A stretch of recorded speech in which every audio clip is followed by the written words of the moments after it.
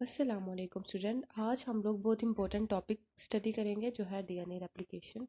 सबसे पहले तो डीएनए रेप्लिकेशन करने से पहले आप लोगों को पता होना चाहिए कि दो डीएनए के स्ट्रैंड्स हमारे पास प्रेजेंट हैं, ठीक है। और इसके अंदर हमारे पास नाइट्रोजिनस बेसिस प्रेजेंट है जिसमें एडिनाइन और थायामीन के दरमियान में दो हाइड्रोजन बॉन्डिंग प्रेजेंट होती है, और साइटोसिन और गुआनिन के दरमियान में ट्रिपल हाइड्रोजन बॉन्डिंग प्रेजेंट होती है, ठीक है।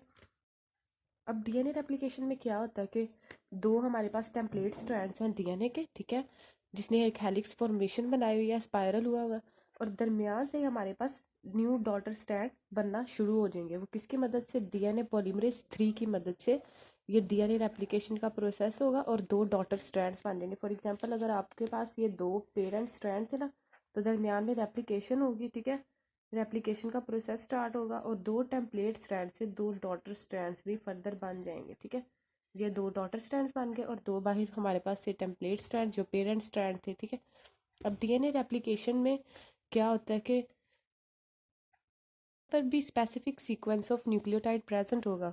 जैसे कि ये हमारे पास बाहर न्यूक्लियोटाइड ही प्रेजेंट होते हैं ना, ठीक है, जिसके दरमियान में फास्फोडाइएस्टर लिंकेजेस प्रेजेंट होते हैं जो आप लोगों ने पहले पढ़ा हुआ है, ठीक है। तो न्यूक्लियोटाइड का स्पेसिफिक सीक्वेंस जहाँ पर भी होगा वहाँ पर भी डीएनए पॉलीमरेज 3 एक्ट करेगा। कौन एक्ट करेगा? डीएनए पॉलीमरेज 3 एक्ट करेगा और वहाँ पर डीएनए रेप्लिकेशन का प्रोसेस स्टार्ट हो जाएगा, ठीक है। अब हम लोग देख लेते हैं कि डीएनए पॉलीमरेज की कितनी टाइप्स हैं। इसकी 3 टाइप्स हैं। DNA polymerase 1, DNA polymerase 1 and 2, ठीक है, इसका हम लोग डिफरेंस देखते हैं।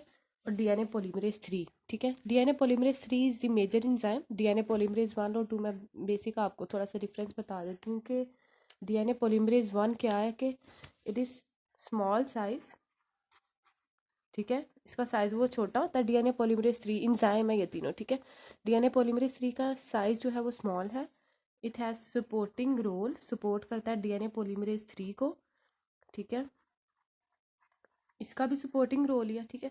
उसके बाद डीएनए पॉलीमरेज 1 क्या करवाएगा और 2 क्या करवाएगा, इसका फंक्शन क्या? डीएनए पॉलीमरेज 1 क्या करवाएगा? रिप्लेसमेंट ऑफ यूरासिल करवाएगा, ठीक है, और अननेसेसरी स्टेप की रिप्लेसमेंट करवाएगा, ठीक है। कोई भी रिएक्शन के दरमियान में अगर कोई अननेसेसरी स्टेप्स आ रहे हैं तो डीएनए पॉलीमरेज 1 क्या करवाएगा? उनकी रिप्लेसमेंट करवाएगा,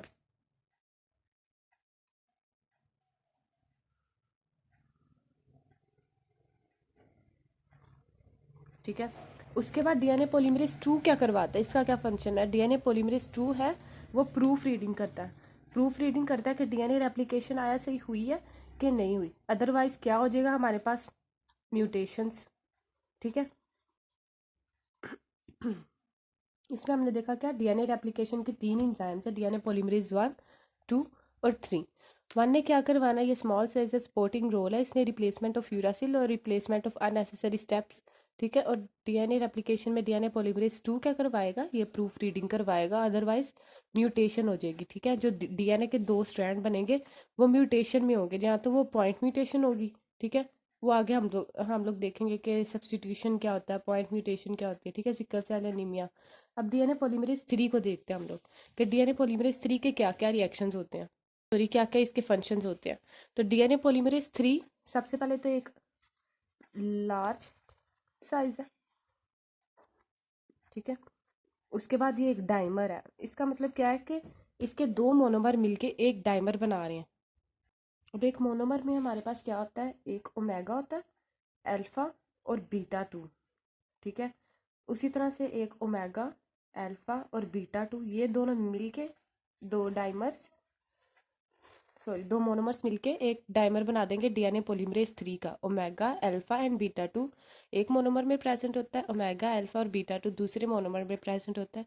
ये डायग्राम आपकी बुक में प्रेजेंट है, ठीक है, उसी पेज पे ही प्रेजेंट है नीचे करके। डीएनए पॉलीमरेज 3 में दो मोनोमर मिलके एक डाइमर बना देते हैं। अब DNA polymerase 3 is larger size, कितना साइज ज़्यादा है इसका? 10 times larger than DNA polymerase 1 and 2। ये एक डाइमर है, ठीक है, ये डाइमर का भी आपको पता चल गया। उसके बाद इट ऐड इंजाइम प्राइमेस ठीक है, प्राइमेज को ऐड करता है ताकि वो आरएनए प्राइमर को ऐड करे।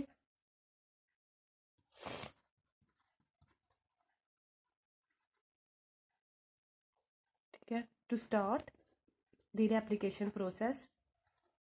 मेरी राइटिंग थोड़ी सी गंदी है, बस आप लोग गुजारा कर लें, कॉन्सेप्ट लें कि सबसे पहले DNA polymerase 3 is larger size 10 times larger dimer and enzyme primase. ठीक है, प्राइमेज इंजाइम को ऐड करेगा डीएनए पॉलीमरेज 3, जो क्या करवाएगा, आरएनए प्राइमर को करवाएगा स्टार्ट रेप्लिकेशन। आरएनए प्राइमर को ऐड करेगा।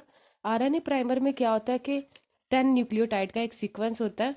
ठीक है, जो कि डीएनए रेप्लिकेशन को स्टार्ट करवा देता है। ठीक है, उसके बाद क्या होगा कि ऐड कम्प्लीमेंट्री न्यूक्लियोटाइड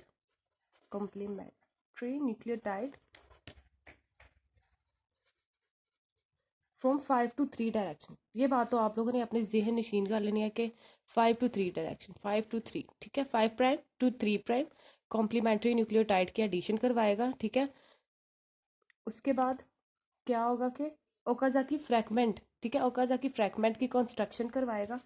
वो मैं बताती हूँ कि ओकाजाकी फ्रैगमेंट क्या होते हैं। डीएनए पॉलीमरेज 3 ओकाजाकी फ्रैगमेंट की कंस्ट्रक्शन करवाएगा।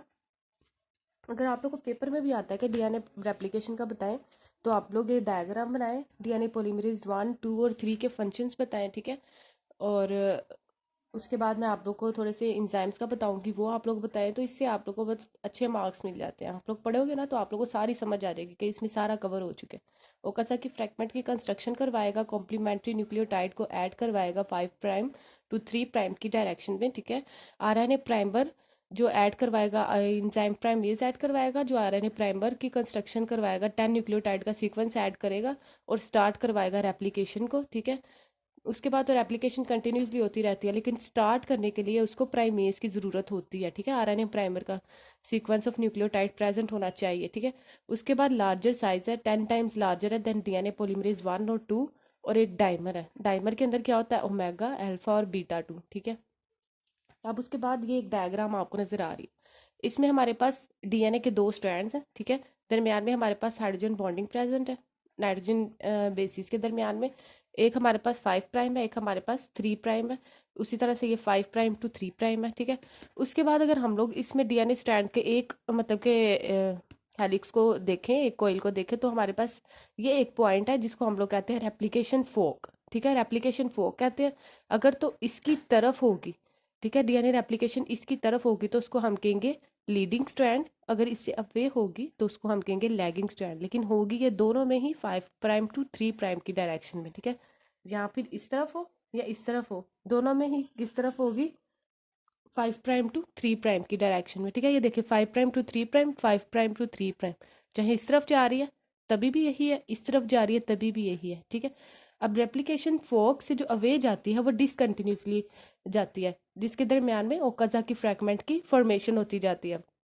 बाद में ये जो सारे ओकाजाकी फ्रैगमेंट है, these are joint by enzyme ligase, तभी तो इसको लैगिंग स्ट्रैंड कहते हैं। लाइगेज आता है इंजाइम और इन सारे ओकाजाकी फ्रैगमेंट को ज्वाइन कर देता है। ठीक है, अब हम लोग इसके इंजाइम देखते हैं कि डीएनए रेप्लिकेशन के इंजाइम्स कौन कौन से होते हैं। इसके इंजाइम्स में सबसे पहले आएगा गायरेज। गायरेज क्या करवाता है, नेगेटिव कॉइलिंग करवाता है। ठीक है, नजर आ रहा है ना आप लोगों को। गायरेज क्या करवाएगा, नेगेटिव कॉइलिंग करवाएगा इन 2 डीएनए स्ट्रैंड्स के दरमियान में।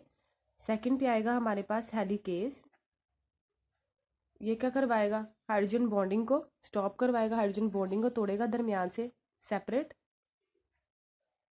Hydrogen bonds. उसके बाद तीसरे नंबर पे हमारे पास आएगा सिंगल स्ट्रैंडेड बाइंडिंग प्रोटीन। ठीक है, सिंगल स्ट्रैंड बाइंडिंग प्रोटीन क्या करवाएगा कि जो 2 स्ट्रैंड्स अलहदा हो गए हैं उनको दोबारा से ज्वाइन ना किया जाए। ठीक है, डोंट अटैच स्ट्रैंड्स अगेन। उसके बाद फोर्थ पे हमारे पास आएगा प्राइमेज। ठीक है, ये आप लोगों ने सीक्वेंस में याद रखना है कि फर्स्ट और फोर्थ इंजाइम क्या है, तो वो गायरेज और प्राइमेज है। ठीक है, थर्ड सेकंड और थर्ड क्या है, तो वो हेलिकेज और सिंगल स्ट्रैंडेड बाइंडिंग प्रोटीन है। ये इसी सीक्वेंस में आते हैं। ठीक है, सबसे पहले गायरेज आता है, negative coiling, helicase hydrogen bonding को तोड़ता है। सिंगल स्ट्रैंड बाइंडिंग प्रोटीन दोबारा से उन स्ट्रैंड्स को साथ नहीं मिलने देता जो इसने तोड़े होते हैं। और उसके बाद प्राइमेज क्या करवाता है, आरएनए प्राइमर ऐड करवाता है ऑफ 10 न्यूक्लियोटाइड सीक्वेंस। आपको पता है कि न्यूक्लियोटाइड सीक्वेंस ही तो डिटरमाइन करता है कि रेप्लिकेशन कहाँ पे होनी है। तो वो प्राइमेज फिर 10 न्यूक्लियोटाइड सीक्वेंस ऐड करता है, जहाँ पे ये ऐड कर देता है वहाँ पे रेप्लिकेशन का प्रोसेस स्टार्ट हो जाता है। उसके बाद फिफ्थ पे क्या होता है, लाइगेज। इसका फंक्शन आप लोगों को पता है, क्या करवाता है लाइगेज, ओकाजाकी फ्रैगमेंट को ज्वाइन करवाता है। ठीक है, इसके बाद ये इसके एंजाइम्स हो गए। डीएनए रेप्लिकेशन में हमने देखा कि डीएनए पॉलीमरेज 1, 2 और 3 है। डीएनए रेप्लिकेशन जो है 2 स्ट्रैंड के दरमियान में डॉटर स्ट्रैंड बनना शुरू हो जाता है और 4 स्ट्रैंड बन जाते हैं। ठीक है, और डीएनए पॉलीमरेज 3 जो है वो मेजर इंजाइम है जो कि लार्जर है, डाइमर है, आरएनए प्राइमर को ऐड करवाता है, complementary nucleotide 5 prime to 3 prime की डायरेक्शन में ऐड करवाता है और ओकाजाकी फ्रैगमेंट की कंस्ट्रक्शन करवाता है जो कि फर्दर बाद में लैगिंग स्ट्रैंड में डीएनए लाइगेज की प्रेजेंस में ज्वाइन हो जाते हैं। उसके बाद इसके हमने 5 इंजाइम देखे। Thank you.